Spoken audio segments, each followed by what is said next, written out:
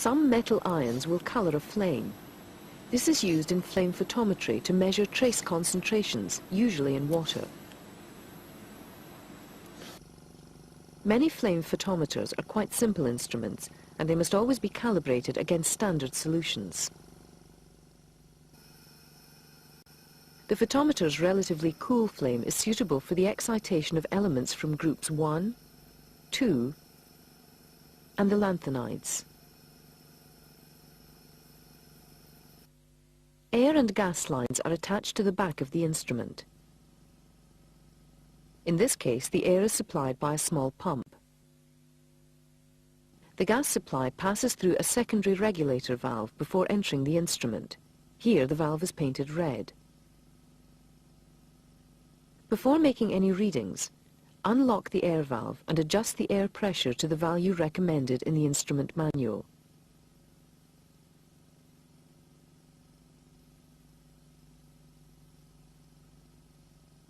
Then lock the valve. The regulated air and gas supplies enter a nebulizer unit where they are mixed with the sample solution. The air flowing into the nozzle at the front of the unit draws solution up a thin tube and converts it into a mist.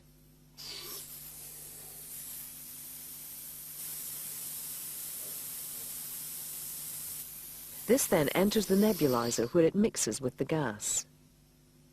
The nebulized mixture of gas, air and solution is fed to the burner.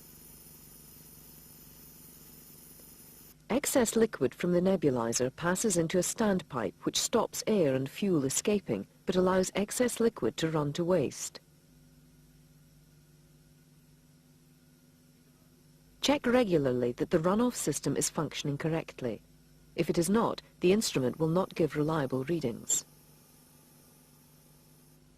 The way in which this automated instrument works is best seen with the protective hood around the burner assembly removed. Switching on the instrument automatically opens valves in the air and gas supplies.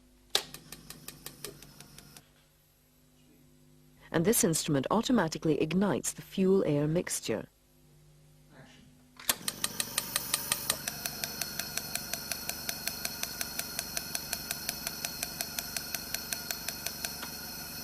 The presence of a flame is sensed by a detector and indicated on the front panel.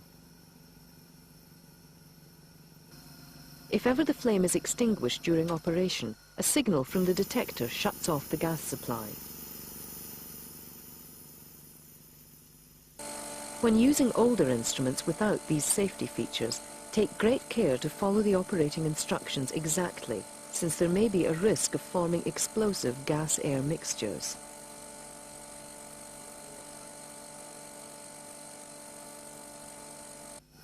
The presence of elements such as the alkali metals colors the flame.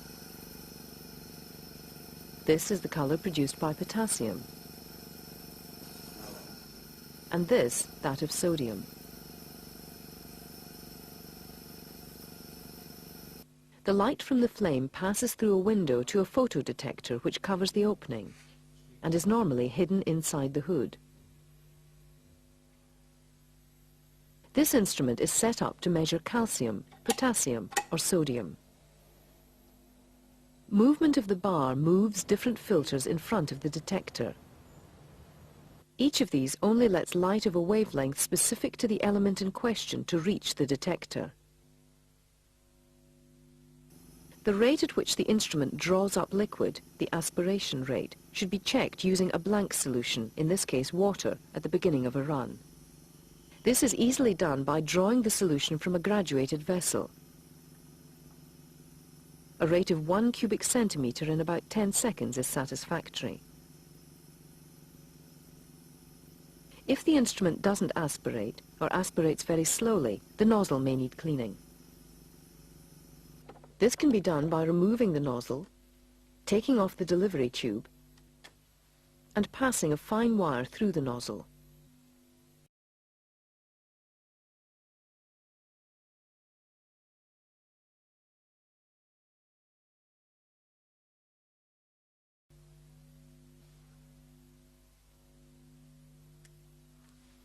Before starting a run, the flame must be set to give the maximum sensitivity for the element that is to be measured.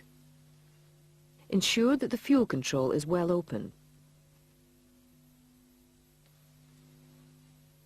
Switch on, and when the flame is ignited, aspirate the blank solution, in this case distilled water. Use the blank control to set the meter reading to 0.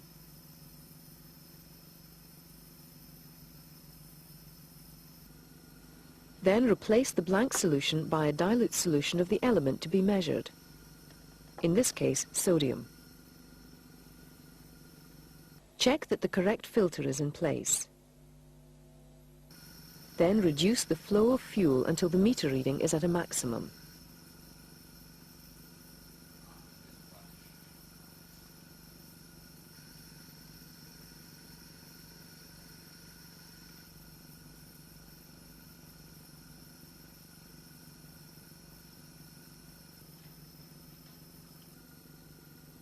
Now aspirate the blank solution again to remove any traces of sodium from the nebulizer.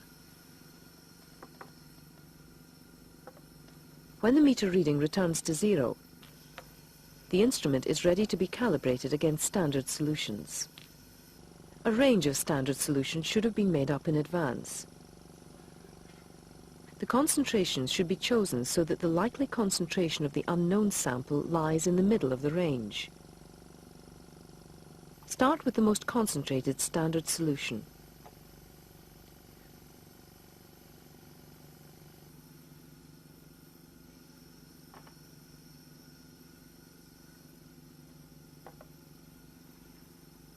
When the reading has stabilized, use the coarse and then the fine sensitivity controls to bring the meter reading to the concentration of this standard solution.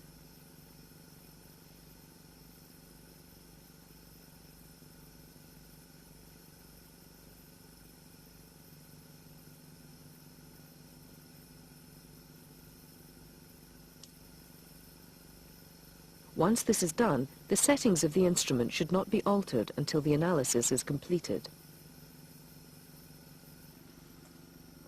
Aspirate the blank solution to clean the nebulizer.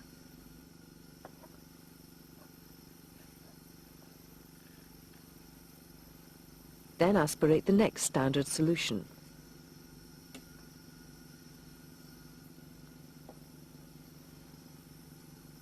Note the meter reading.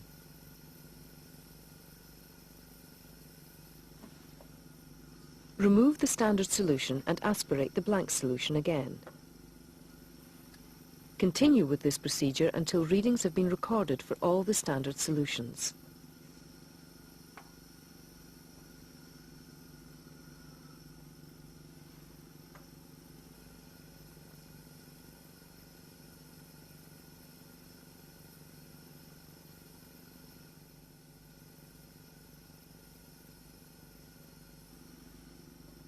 Now aspirate the blank solution again.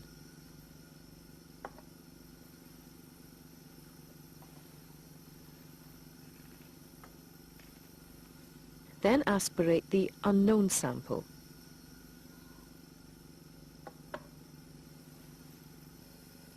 And record the meter reading.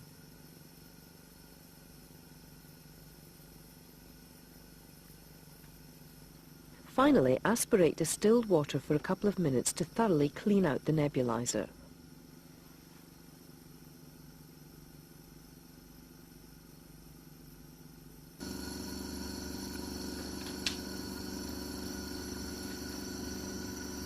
Then switch off. For non-automated instruments, carefully follow the shutdown procedure. If the unknown solution contains solids, it is important to filter it. Otherwise, the nebulizer may become blocked. It is vital to select a filter paper that will not absorb the ions that will be measured. If in doubt, seek advice. Thoroughly wash out the sample vessel and the filter to ensure all the soluble sample is transferred to the measuring flask. Then make it up to volume. Plot the calibration readings. This frequently gives a slight curve. That's why calibration is necessary. Then read off the parts per million value corresponding to the analytical sample.